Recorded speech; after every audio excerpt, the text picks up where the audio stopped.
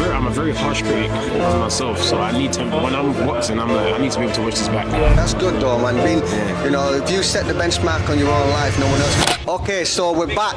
We talked to him early in the week. We get to see him fresh after this fight. We said it was going to be part 2, so here comes part 2.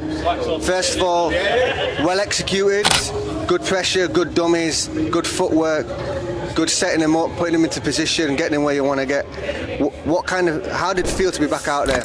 It felt good. It felt good, and it felt good to like just let the punches go. You know, just let the punches go. I feel like when you watch the throwback fighters, like they weren't scared of getting tired. Like no one's scared of getting tired. You see an opportunity, they go for it, and then they trust in their fitness that they'll get off the stool and they can go and do it again. You know, like when people watch big fighters, you're so used to seeing pop bang, pop bang, and I'm like, I'm not a big person like that, so I can't be a pop bang guy. I gotta throw and be as explosive and, you know, speedy as I am, you know. So that's why I wanted to really experience that and use it against a heavyweight, because obviously I have the speed advantage. So why do I want to pop one, try and knock you out in one punch? I might as well blaze machine gun you know, and that's the mentality ahead. That's what I saw from the first round. You were just going all out, getting those angles in, throwing those shots, and I love the beautiful overhand right that you were throwing. You were catching him every time, and the thing is, when you were catching him, you knew that was going to get him. Yeah. So you know what I mean. In time,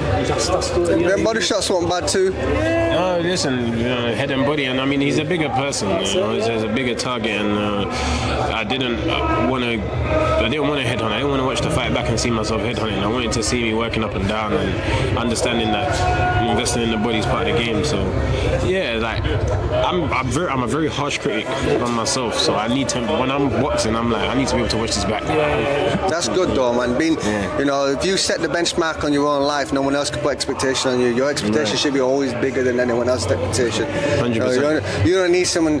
You should be in a position where you don't need someone shouting at you, because it's like, you know, I don't need you shouting at me. I know what I need to do here. Yeah, you need to know what you're doing before someone else should tell you. You know what I mean? Or once someone tells you, you should already have a feeling of like, okay, I know you're right. Yeah, you know, exactly. It shouldn't be a shock. Yeah. Otherwise, you're not being honest with yourself. I know it might be too soon, but do you think there's any improvements that you could have made?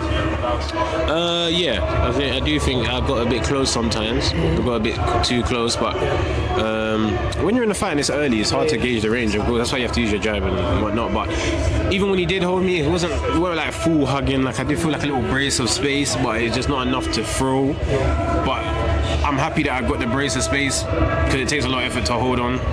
So, but if it could be better, it would be not to smother it at all. Smother your own work. Yeah. You've been out for a little while and you find a bigger guy, I'm guessing you're going to be a little bit more apprehensive and tighter anyway, rather than flowing, right?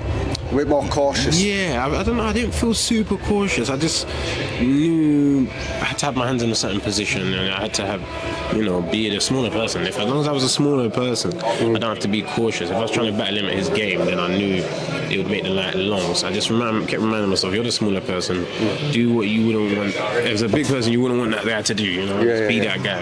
I always say this, like, people look at bigger guys like the heavyweights, cruisers. I say the cruisers are like the fast heavyweights, and you know what I mean? Like a good cruiser will always be a big heavyweight if they're good with it. Do you know what I mean? If they're clever with it. I would only say your next fight is a damn shame that you and Viddal are fighting for an English side. Isaac, because you guys are very talented, both very talented. Yeah, no, it has to be for more. It has to be for more, you know. Like, at the end of the day, he's a good fighter. He's fought at a high level. It's bigger than an English title. 100%. You know what you're watching. You know how big it is. I always chat, man. I always talk shit. We talk shit about each other, but we know that fight is bigger than an English title fight. I keep saying it. Both guys deserve to get paid well. Both guys deserve the most promo opportunities as possible, because he can talk. I got a following. I can talk. Like, make it big. Make it big. We know the powers of Sky, and we know the powers of media. So make it big. Put something bigger on the line.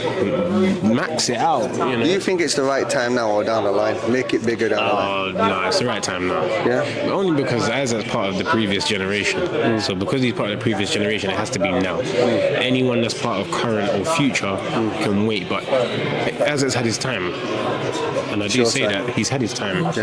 And You want I your wasn't, opportunity now. I wasn't pro when he was fighting Coley, and I'm pro now, and I'm English champion, and I'm 12-0. It's time to, if the old crop are still about, then we got to get rid of them. But still can't discredit them and make the English title fights. Still deserves more than that. Two very talented fighters. When the fight happens, I'm going to be a big fan.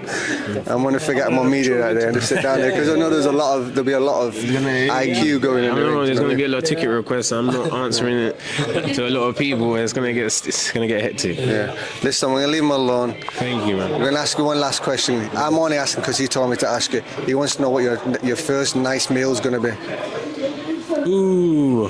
Well, you know you're going to go for a big scrum. I think I'm gonna go for a dessert. You know? That is it. What are we saying? Yeah, I might head, You're gonna have there's a dessert right by the hotel. There's a dessert spot, so I might just quickly go there. Don't mention the name because he'll be You have a there. burger first, and then you go for the dessert, man. I don't know, man. I might just go straight to dessert. But then back Monday, we're back Back on it. because obviously got a serious guy to fight next. I know. Listen, I don't take guys at all. I just know I'm better. We find out, right? Exactly. We'll find out. Thank you, bro. Thanks for stopping by, yeah? Listen, make sure like, subscribe, 13th and final.